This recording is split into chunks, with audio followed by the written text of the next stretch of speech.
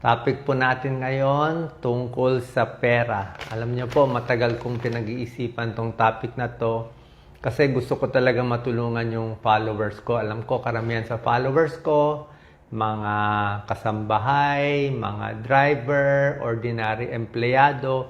So, lagi ko iniisip, ano ba magagawa natin para maging kumita sila kahit papano in the future? So, ang tagal ko to pinag-isipan po, hindi kayo maniniwala, ang dami kong libro, ni research na yung babagay sa Pilipino. Kasi alam ko, maliit ang sweldo, kulang ang opportunity, di ba? Paano ka aangat? Bibigay ko muna ang 5 tamang mindset. Kailangan ito yung mindset nyo habang buhay para may chance na kumita at yumaman. At mamaya, pag tama na mindset nyo, ituturo ko rin yung 12 na pagkakamali usually kung bakit gumagastos at hindi makaipon. Mahalaga po to. Okay? Kasi ang habol ko hindi instant money eh. Gusto ko talaga pag-aangat kayo tuloy-tuloy. Ito lang talaga nakikita kong paraan para sa mahirap na kababayan natin umangat. Okay? 5 good mindset, 12 bad mindset. Dito muna tayo sa good. Number 1, ito rin sabi ni Doc Lisa, kailangan mabait kayo. Wala naman mawawala kung mabait ka eh. Mabait ka sa amo mo, mabait ka sa boss mo, kahit masungit siya.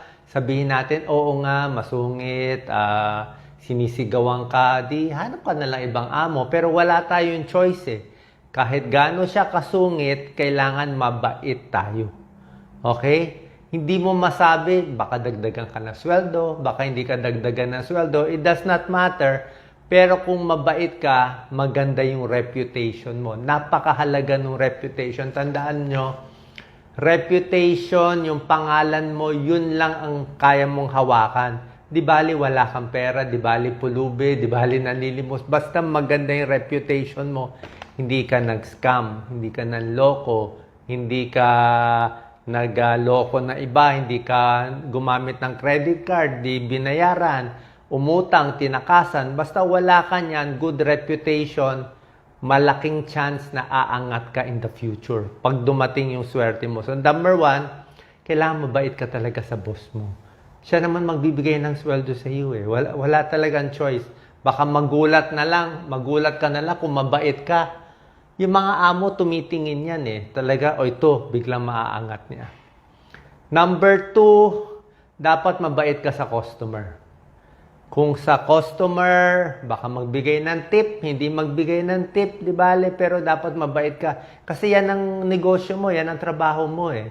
Wala naman mawawala sa'yo kung mas maingat ka, mas maalaga ka sa service, kung nagsaserve ka ng pagkain, naggugupit ka, kung ano mang ginagawa mo, walang masama na mas maingat ka, mas maayos ka. Let's say naggugupit ka, dapat maayos ka, malinis kamay mo, 'di ba? Respectful ka. So, ano po 'yan eh, reputation 'yan eh, darating yung swerte. Magugulat kayo, minsan isang maling pagkakamali lang, sayang din na napunta yung swerte sa kanya. Number 3, pag meron kang negosyo, dapat yung utak mo, yung oras mo, iisipin mo, paano gaganda yung negosyo mo? Paano gaganda yung produkto mo? Huwag mo ubusin, let's say, nagbebenta ka ng fishball. Huwag yung puro cellphone na lang, kung ano iniisip mo, hinayaan mo na lang yung product mo doon. Isip ka, paano fresh yung pagkain, paano masarap yung pagkain, paano quality yung products.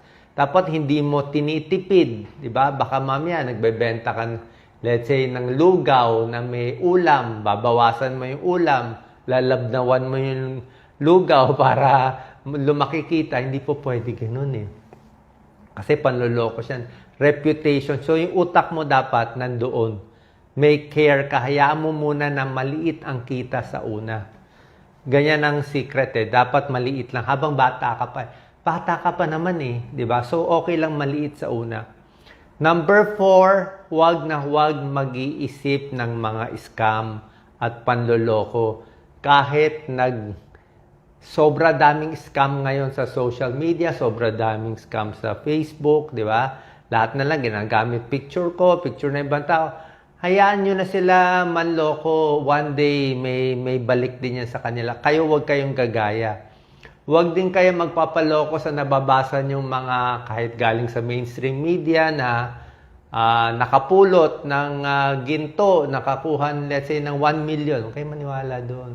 O nagnegosyo 3 araw, kumita ng 3 million. Hayaan mo siya.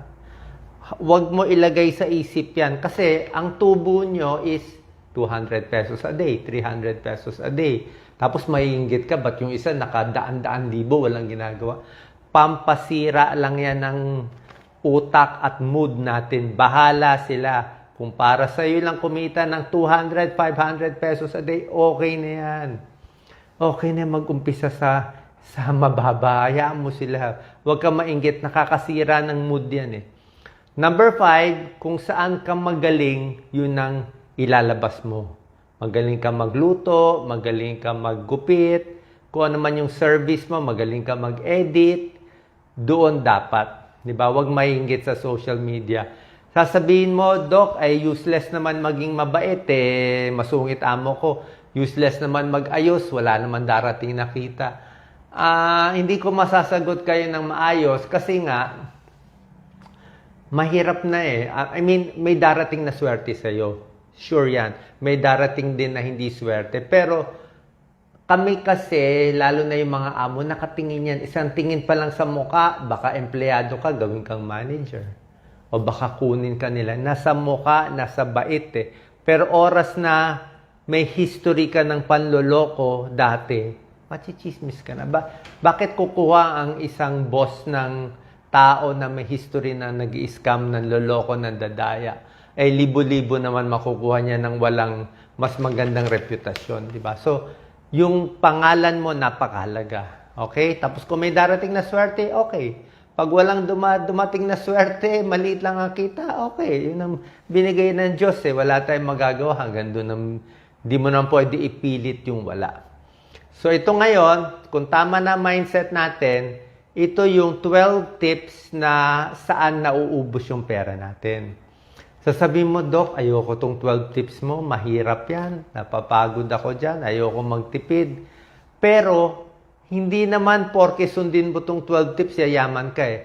Ang point is, masanay ka lang dun sa konting tipid, konting ipit ng pera. Gusto mo sanayin ng sarili mo, yung habit ang mahalaga. Habang maliit ang pera mo, yung habit mahalaga. Pag nasanay ka na sa magandang habit at matipid, masusunod mo na yon, mas makakaipon ka. Okay? Number 1, out of 12, kailangan alam mo saan napupunta yung pinakagastos mo. Kailangan nasusulat mo. Ang pinakamalaking gastos mo ba, saan ba? Sa bahay, sa pagkain, sa aral, sa pamasahe, sa entertainment, sa utang, o sa mga subscription sa Netflix. Saan ba naubos? Sa medical ba? Sa bigay-bigay? So, dapat nakalista yan monthly. Pinakamalaking gastos namin dito. Ito maliit ang gastos. So, titingnan mo, paano pa ma-adjust yun? Diba?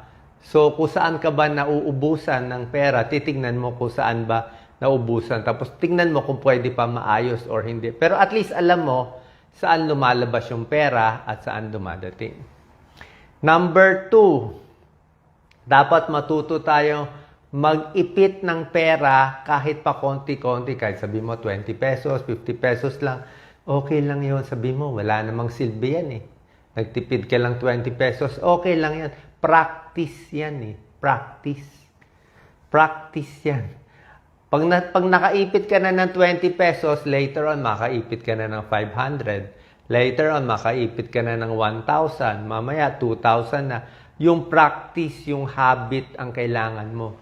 Kasi yung pera mo, siyempre pag tumanda ka, kung lalaki na yung kita mo, nasanay ka na dun sa ipit.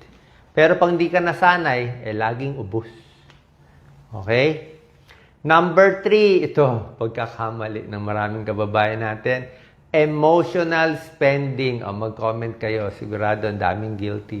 Emotional spending. Emosyon, nalungkot, sumobra lungkot, kailangan kumain sa labas, nalungkot eh. Sobrang saya, O kunwari, may nanalo yung basketball team, kailangan kumain sa labas. Kailangan bumili agad, na hyper, na excite, pumunta sa mall, nakakita ng gamit, bili agad. O dapat hindi bili agad, lalo na kung mahal. Hintay ka muna 1 week. Kasi minsan, yung nakita mo sa mall, gustong-gusto mo ngayon, gigil na gigil ka sa panlasa mo, pero next week, balikan mo, ayaw mo na. Kita mo, ayaw mo na, sawa ka na. Sawa ka na. Kaya sabi ko nga, pagkita ng pera, ipit na agad. Yung labas ng pera, dapat talagang pigil na pigil. Okay? Pigil na pigil yung labas, yung pasok. Bakit tayo nag-iipon? Hindi mo masabi. Magulo, may gera, may sunog, may nagkasakit si nanay, nagkasakit yung anak, na ospital. Hindi mo masabi. Maraming pwede mangyari, di ba? Walang masama. Habang sa umpisa, mag-ipit ka na konti, masasana yan. Palaki yan ng palaki. Ganun lang yun. Okay? Emotional spending. Huwag gaya-gaya. Nakita lang yung isa bumili, gaya na agad. Hayaan mo sila bumili. Kaya yung mga nakapost sa Facebook, Instagram, hayaan mo sila. Sila mayaman, sila nakaka-abroad. So what? Hayaan mo sila. Diba? Ikaw wala kang pera pang abroad. Tiis tayo dito. Diba? Tiis. Diba? Focus lang kung ano ang importante sa'yo. Actually, sisingit ko lang Important din sa akin kasi naisip ko matagal ko pinag-isipan to. Yung why. Bakit mo gusto kumita ng pera? Bakit mo ginagawa yung gusto mo? Pag hindi mo alam yung why mo, bakit ka nandito sa mundo, useless lahat Gusto mo kumita para sa sarili mo? Okay, pero minsan madidepress ka. Gusto mo kumita para sa anak mo, makaaral siya? Okay yun. Ako, gusto ko lang mag-vlog, tumulong, kahit anong paraan para makatulong sa tao. Alam ko, nakakatulong. So, yun lang, happy na ako. Yun lang ang purpose ko. May pera, walang pera, does not matter. Di ba? Ang point ko, makaturo ng malinis, happy na ako. Matapos ko lang yung buhay ko na ma-ending lang yung buhay ko, uy, maayos. Hindi siya nanloko, hindi siya nang-scam. Okay na yun. Diba? Yun lang naman magagawa ko. Maximum ko na yun Ano pa ba madadagdag ko dun? Diba? So yung why, bakit mo ginagawa, mahalaga. Kung kumikita ka lang ng pera pansarili mo, mahirap yun Minsan madidepress ka dun. Kasi minsan, pag may pera ka na, isip mo, useless na mabuhay. Mas maganda yung tulong sa iba. Anyway, number 3, emotional spending. Number 4, ito, maraming sabit sa inyo. Emotional giving, lalo na overseas worker. Yan. Emotional giving, ibig sabihin, ang bilis mawala yung pera sa kamay mo. Bakit? May lalapit na kamag-anak kaibigan, ay si nanay ko nagkasakit sa ospital. Kailangan ng 50,000, ang bait-bait mo, pahingi. Di ba? O ito, nabangga, o may nangyari, o na-aksidente, tulungan natin. O mabait ka naman, tumulong ka. Ngayon, yung iba, bigay agad. Kailangan niya 20,000. Bigay agad 20,000. Hindi po pwede. Pinaghirapan mo yung pera, unang-una hindi ka mayaman. So, kung mihingi siya 20,000, wala kang mabibigay, bigyan mo na lang 500, bigyan mo 1,000, huwag mo na pautang, tulong mo na lang sa kanya. Pero huwag mo bibigay yung lahat ng inipon mo. Kasi umiiyak siya. Kahit gaano karami luha niya, kahit sambalde, mabilis lang ang luha. Sanay na ako. Maraming drama, mabilis mag-scam, mabilis manloko. Tsaka hindi lang naman ikaw ang source Dami niyang mahihingian. O pwede siya sa mga government agency, pwede siya sa mga politiko, mas malaki pa mabibigay niyan, di ba? So turuan mo siya paano mag-ikot. Pwedeng oras ibigay mo. Pwedeng oras, panahon, pagdadalaw, wag pera. Kasi mahirap yung pera. Kung magbibigay ka, yung kaya mo lang ibigay. 500, 1,000 at most. Kasi emotional giving, ubus ang pera mo. Pag ikaw naman ang humingi ng tulog, pag ikaw nagkasakit, pustahan tayo. Pustahan tayo. 99% di ka tutulungan. Paano? Naloko ka lang na-scam ka lang. Number 5. Yung iba, pag merong gagastusin na kailangan, let's say, yung anak niya nasa private school, o gusto yung anak niya bumili ng bagong cellphone, bagong gadget, isip nila agad, Utang agad. Diba? Kailangan ko bumili ng mamahalin, wala akong pera. Utang agad, pero yung utang nila sa amo nila o sa ibang tao, wala nang planong bayaran. Diba? Usually, marami umuutang, wala nang planong bayaran. Bahala na kung babayaran. Ang problema sa ganyang style, o yung nagloloko ng credit card, gagamitin, tapos hindi naman babayaran, masisira nga reputation mo eh. Liliit ng liliit yung mundo mo. Kasi yung taong naapi mo, na-scam mo, magdadaldal yan sigurado. Imposible hindi siya magdaldal. Talagang ichichismis niya yan. Tsaka yan chismis na yan, kakalat yan. Kasi negative yan eh. Si Juan de la Cruz umutang sa akin ng ganito, in-scam ako, let's say, ng 25,000. Habang buhay na yan. Kakalat yung balita, yung Juan de la Cruz, kumalat na yan sa buong community. Baka tumaas pa yung nautang. So, sirang-sira na siya. Paano pa siya yayaman, yung tao? Nakakuha nga siya 25,000, pero buong buhay niya, wala nang makikipagtrabaho sa kanya, wala nang lalapit sa kanya, wala nang magpapakasal sa kanya. Hindi po pwede ganun. Wala. Makita mo, short term yun. Okay? So, pag isipin mo, paano babawasan yung gastos? Kung talagang wala talagang pera pang school, dito tayo sa public school. Kung talagang hindi kaya, di homeschool. Kung hindi na kaya mag-college, walang pera, di trabaho na. Eh, wala tayong magagawa. Wala eh. Diba? Mahirap ipilit yung wala. Diba? Number 6, ito, marami naloloko sa investment. Yan. Bakit maraming investment na naglipa na sa social media? Siyempre, gusto nila kumita, kaya investment. Para sa akin, inaral ko na kasi ito eh. Nakikita ko, ang pinaka-safe lang pag maliit ang pera mo, hanggang bangko lang talaga eh.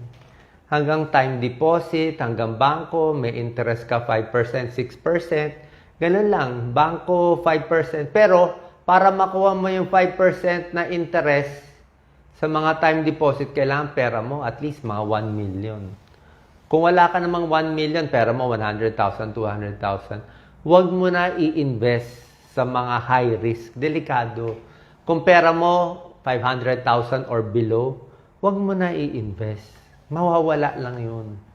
Wala pa akong alam na malakas na investment sa 500,000.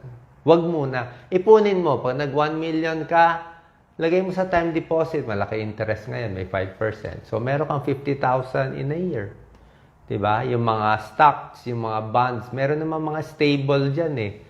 Mga stable naman. Yung ganun lang. Huwag na kayong mag-risk. Sayang. Kasi pag naubos yung 500,000 nyo o 200,000 o 50,000, useless eh. Tsaka hindi natin sanay yan eh. Di ba? Ipon na lang. Ipon na lang. Ha? Sinabi ko na sa inyo, walang sisihan. Ang daming overseas worker nagpapabola. Bakit? Eh, nakakita ng artista, nakakita ng picture, kakabasa ng Facebook, ng mga kung anong pagkakakitaan. Huwag na lang. Doon na tayo sa normal, ha? Number 7, merong mga unnecessary gastos kayo. Lalo na ngayon yung mga app na yan, itong mga app sa cellphone, ang dami niyan. Kailangan mo mag-subscribe, di ba? Kailangan nakalagay yung credit card mo. Ako hindi ako naglalagay yung credit card. Pag nilagay mo yung credit card mo, tuloy-tuloy na yan. Every week, every month, 300 pesos para magamit mo yung app. Baka naka-Netflix ka, 500 pesos. Sa YouTube, marami namang mga palabas sa YouTube. Maraming palabas sa YouTube, libre. Hindi lang ganun kasikat yung artista, hindi lang ganun kaganda yung special effects, pero libre naman. Pwede na siguro yung sa YouTube, marami namang libre, di ba? So, kung di mo naman kailangan ng Netflix, kung meron ka namang free TV, hindi mo naman kailangan mag-cable, wag na lang mag-subscribe. Sayang din eh. Malaki din yun. Okay? Gym. Mag-gym ka. Bira ka naman mag-gym eh. Diba? May oras ka pa ba mag-gym? So, kung mag-gym ka, magbabayad ka pa. Diba? So, yung mga ganyan, kung may pera ka, okay. Pero kung wala kang pera, yung mga subscription nyo sa apps, tingnan nyo. Okay? Lalo na yung credit card mo, paubos na paubos. Ingat. Number 8 na gastos na hindi pinapansin sa bisyo. Diba? Sigarilyo. Ayoko naman. Alam niyo naman magkano yung gastos sa sigarilyo, pa na ospital, na cancer, paano pa gagawin? Alak, gastos. Bisyo, alak, sigarilyo, 'di ba? Kain sa labas, ito nga magandang tip para magtipid, bihira lang kumain sa labas. Siguro isang beses lang, once a week, once a month, o hanggang fast food na lang. Kasi yung presyo pag niluto mo, talaga, 'di ba? Magkano lang ba 1-piece chicken, 2-piece chicken pag niluto mo? Pareho naman lasa eh. Pwede na yon, di ba? Nagluluto naman. Sa labas, mahal talaga.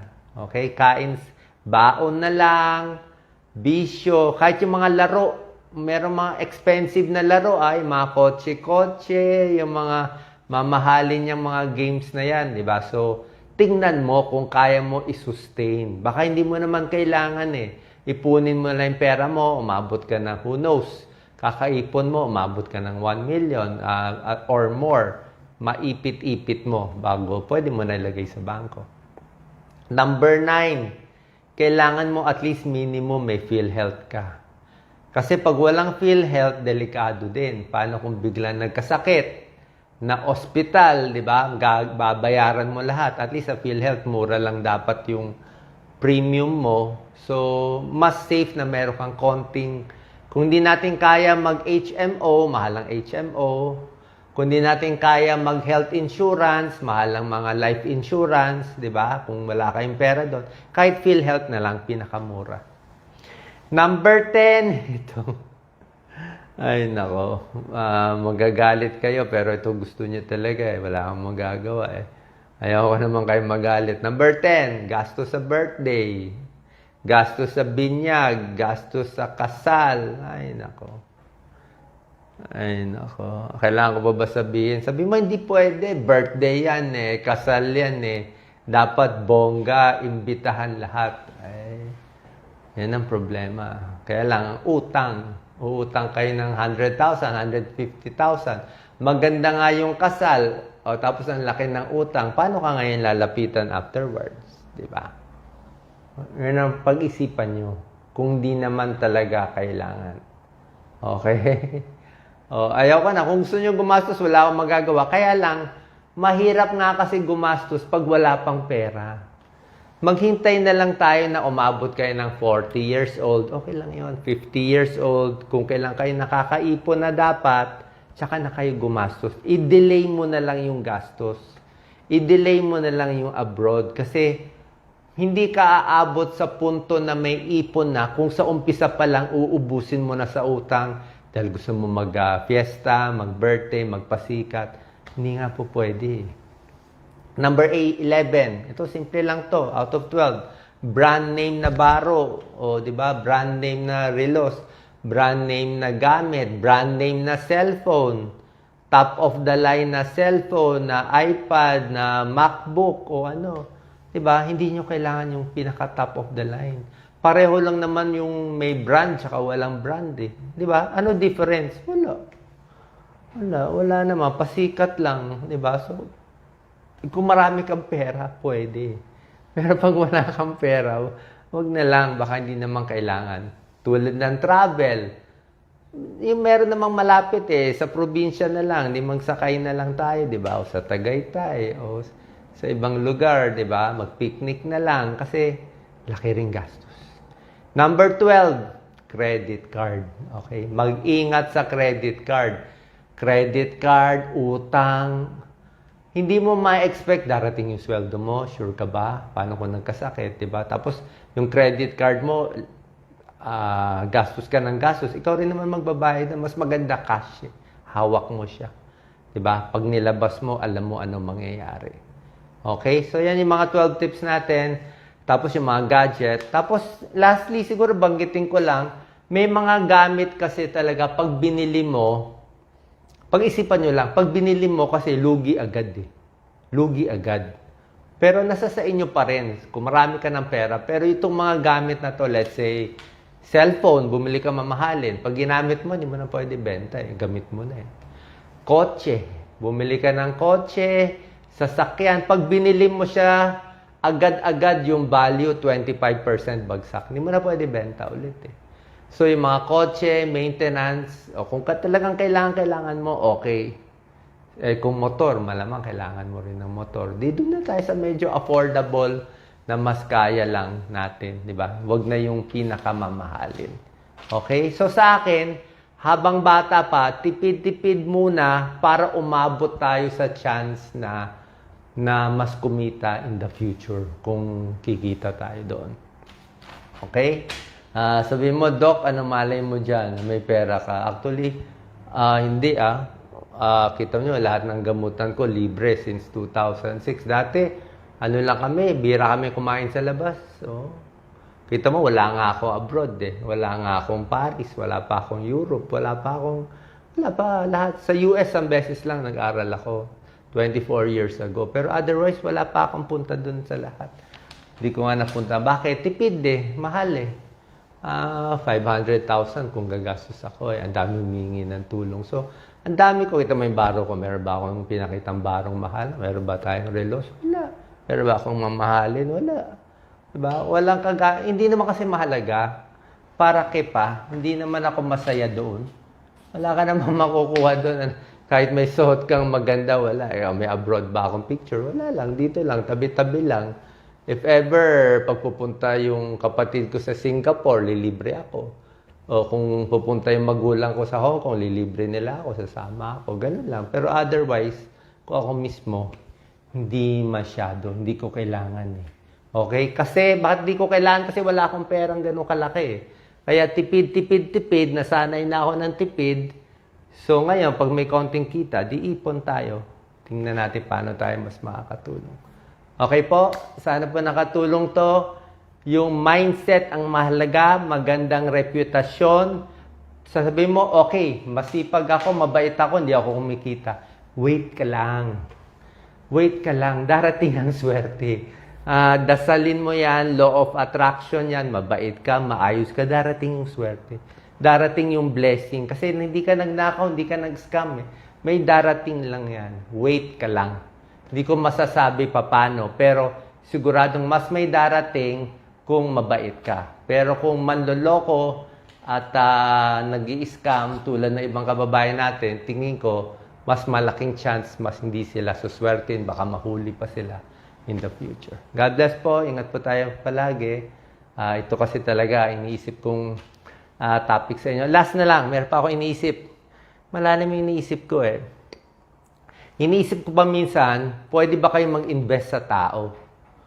Na mabait ka sa mga tao, tapos itong mga taong to, in the future, tutulungan ka. Medyo mahirap yung ganung concept eh, na tutulong ka sa tatlong amo mo, like yung mga dumidikit sa politiko para makahingi ng pera later. Mahirap yung ganung invest eh. Kasi dependent ka sa tao. Diba? Mas okay na to yung sarili mong sikap. Ayusin mo na lang sarili mo.